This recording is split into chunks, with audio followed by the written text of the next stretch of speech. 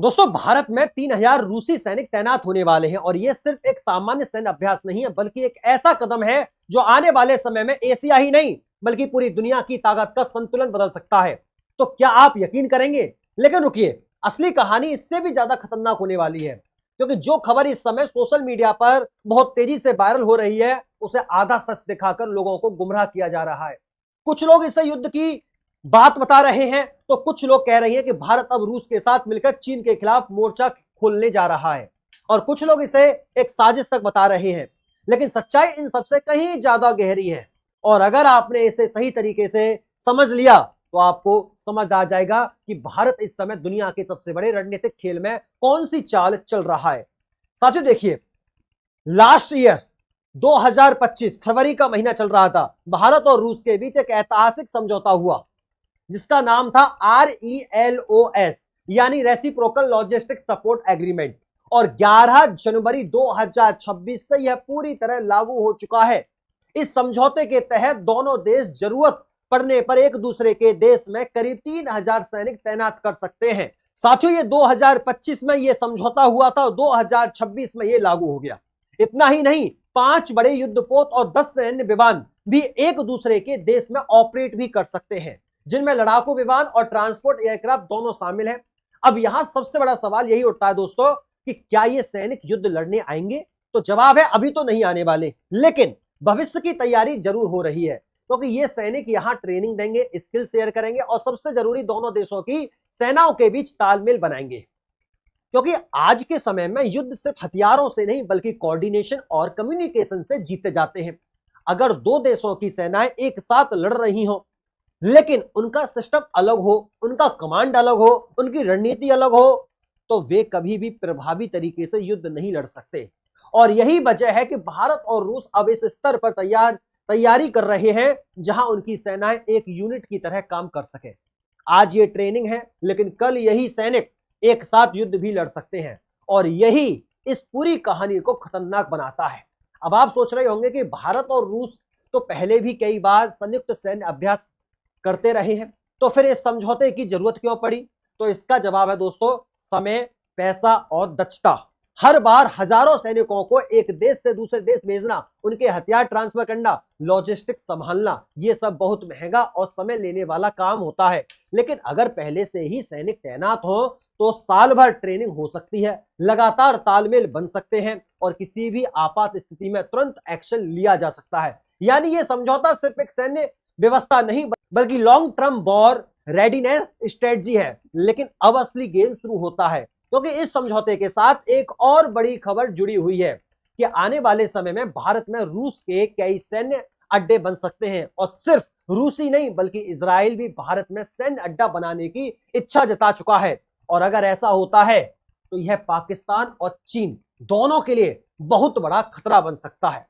क्योंकि कल्पना कीजिए कि अगर जम्मू कश्मीर जैसे इलाके में विदेशी सैन्य मौजूदगी होती है, ध्यान दीजिए दोस्तों, तो सीमा पर होने वाली हर गतिविधि का जवाब पहले से ज्यादा आक्रामक हो सकता है। और यही कारण है कि इस डील से भारत के आसपास के देशों को सबसे ज्यादा परेशानी होने वाली है।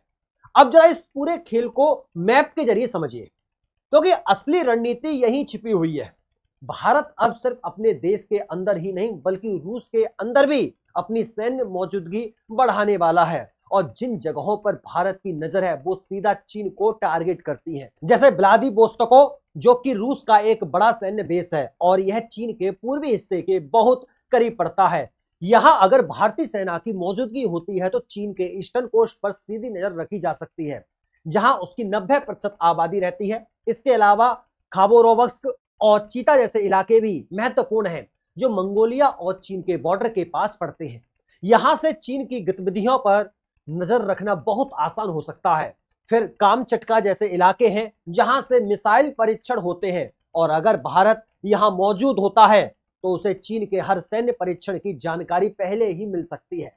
यानी भारत अब सीधे चीन के ऊपर नजर रखने की स्थिति में आ रहा है, और यही सबसे बड़ा खतरा है चीन के लिए, क्योंकि अब तक चीन भारत को चारों तरफ से घेरने की कोशिश कर रहा था। उसने पाकिस्तान में अपनी पकड़ मजबूत की, श्रीलंका में घुसा, म्यांमार में घुसा, म्यांमार में इकोनॉमिक कॉरिडोर बनाया, मालदीव तक अपनी पहुंच बना ली। लेकिन अब भारत ने उसी रणनीति को उल्टा कर दिया है। और रूस के जरिए चीन के सिर पर बैठने की तैयारी कर ली है।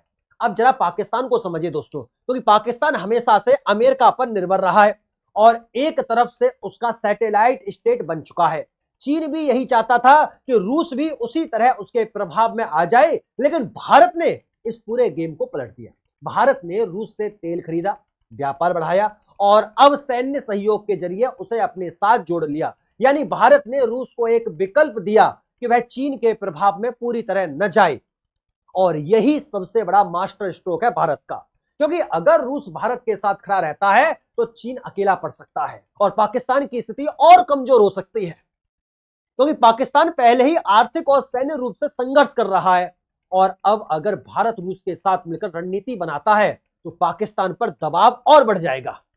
साथियों, अब इस पूरे गेम का सबसे बड़ा हिस्सा आता है हिंद महासागर। हिंद महासागर, क्योंकि यहां से दुनिया का ज्यादातर व्यापार गुजरता है और यहां पर नियंत्रण का मतलब है वैश्विक शक्ति पर नियंत्रण। अब अगर रूस अपने युद्धपोत भारत के साथ मिलकर हिंद महासागर में तैनात करता है तो यह सिर्फ एक सैन्य गतिविधियां नहीं बल्कि एक रणनीतिक संदेश है कि अब इस इलाके में सिर्फ अमेरिका का दबदबा नहीं रहेगा, क्योंकि अमेरिका लंबे समय से कोशिश कर रहा था कि रूस इस इलाके में प्रवेश ना करे। उसने मिडिल ईस्ट और अफ्रीका में अपने सैन्य अड्डे बना रखे हैं और वह नहीं चाहता कि रूस यहां अपनी मौजूदगी बढ़ाए। लेकिन अब भारत के साथ समझौते के बाद रूस के युद्धपोत हिंद महासागर में नजर आ सकते हैं, जो पाकिस्तान से लेकर मलक्का स्टेट तक निगरानी रख सकते हैं। और यही अमेरिका के लिए सबसे बड़ा झटका है, क्योंकि अब उसे भारत को लेकर अपनी रणनीति बदलनी पड़ेगी। भारत अब सिर्फ अमेरिका का सहयोगी नहीं बल्कि एक स्वतंत्र शक्ति बन चुका है, जो अपने फायदे के हिसाब से रूस और अमेरिका दोनों के साथ संबंध बना रहा है। और यही मल्टीपल अलाइनमेंट स्ट्रेटजी भारत को बाकी देशों से अलग बनाती है। अब अगर हम अंडमान निकोबार की बात करें दोस्तों, तो यह इलाका मलक्का स्टेट के पास पड़ता है, जहां से चीन का ज्यादातर व्यापार गुजरता है। अगर भविष्य में भारत और चीन के बीच तनाव बढ़ता है तो भारत इस रास्ते को कंट्रोल भी कर सकता है, जिससे चीन की सप्लाई लाइन प्रभावित हो सकती है। और यही कारण है कि यह इलाका रणनीतिक रूप से बहुत महत्वपूर्ण है। और अब जब रूस भी इस क्षेत्र में सक्रिय होगा तो चीन के लिए यह स्थिति और भी मुश्किल हो जाएगी।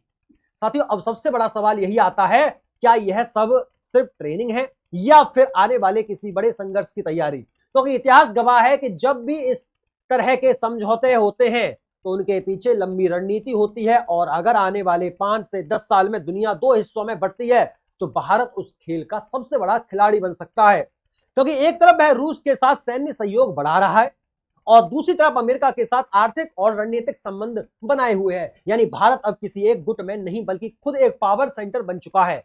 और यही वजह है कि चीन और अमेरिका दोनों इस पर नजर रखे हुए हैं। चीन को डर है कि भारत उसकी सीमाओं के पास पहुंच जाएगा और उसकी रणनीति को कमजोर कर देगा, जबकि अमेरिका को चिंता है कि भारत पूरी तरह उसके नियंत्रण में नहीं रहेगा। लेकिन भारत का मकसद साफ है दोस्तों, अपनी सुरक्षा को मजबूत करना और अपने विकल्प को बढ़ाना और दुनिया में अपनी स्थिति को मजबूत करना। और यही इस पूरी कहानी का सबसे बड़ा सच है कि भारत अब सिर्फ एक देश नहीं बल्कि एक उभरती हुई महाशक्ति है। अब आखिरी सवाल आपसे साथियों, अगर भारत, रूस, चीन और अमेरिका आमने सामने खड़े हो जाएं तो आप ये बताइएगा कौन सी महाशक्ति जीतेगी और कौन सी महाशक्ति हारने वाली है? हमें कमेंट बॉक्स के माध्यम से जरूर बताइएगा। और अपना भारत कहां स्टैंड करता है इन सब के बीच में, ये भी हमें आप कमेंट बॉक्स के माध्यम से जरूर बताइएगा।